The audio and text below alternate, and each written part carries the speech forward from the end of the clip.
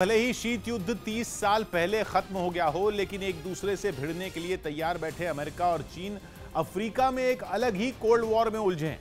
लड़ाई छिड़ी है प्राकृतिक संसाधनों से भरपूर अफ्रीकी महाद्वीप की दौलत के लिए, जिसके बारे में मिस्र के अखबार डेली न्यूज इजिप्ट में छपे एक लेख में दावा किया गया कि अमेरिका और चीन दोनों ही अफ्रीका पर गिद्ध जैसी नजरें गड़ाए बैठे हैं और इसी वजह से बीते एक दशक से अफ्रीका दोनों के बीच अखाड़ा बना हुआ है।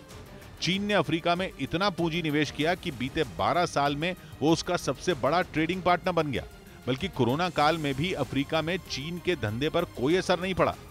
इसके लिए चीन ने अफ्रीका में इंफ्रास्ट्रक्चर, कृषि और सर्विस जैसे सेक्टरों पर दांव चला। अपनी इस आर्थिक नीति की बदौलत चीन ने वहां अमेरिका को भी पीछे खदेड़ दिया और आज वो अफ्रीकी महाद्वीप का सबसे बड़ा इकोनॉमिक पार्टनर है। और तो और चीन ने कई अफ्रीकी देशों को लोन भी दिया हुआ है। एक अनुमान के मुताबिक 2021 के शुरुआती 7 महीनों में चीन और अफ्रीका के बीच का व्यापार 13,900 करोड़ डॉलर यानी भारतीय रुपयों में 10 लाख करोड़ से भी ज्यादा का दर्ज किया गया। वहीं 2020 में अफ्रीका में चीन का निवेश 296 करोड़ डॉलर यानी भारतीय रुपयों में लगभग 23,000 करोड़ रुपए पहुंच गया था। और चीन मुफ्त में कुछ नहीं लुटाता।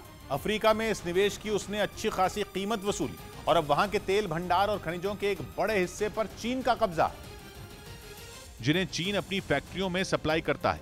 और इसी वजह से अफ्रीका में अमेरिका और चीन के बीच ठनी पड़ी है, क्योंकि अफ्रीकी महाद्वीप सोने के अंडे देने वाली वो मुर्गी है जहां खनिजों और प्राकृतिक संसाधनों का खजाना है।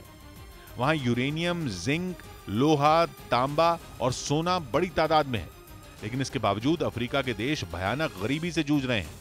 इसी वजह से वहां निवेश की काफी संभावनाएं हैं, जिसे चीन और अमेरिका भुनाने की फिराक में है।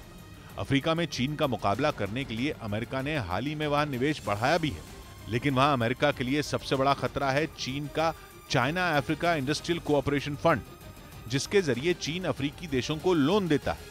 लेकिन इससे अफ्रीकी देशों में अमेरिका के एक्सपोर्ट और आतंकवाद निरोधी ऑपरेशन को धक्का लग सकता है, क्योंकि इससे अफ्रीकी देशों की चीन से करीबी बढ़ेगी।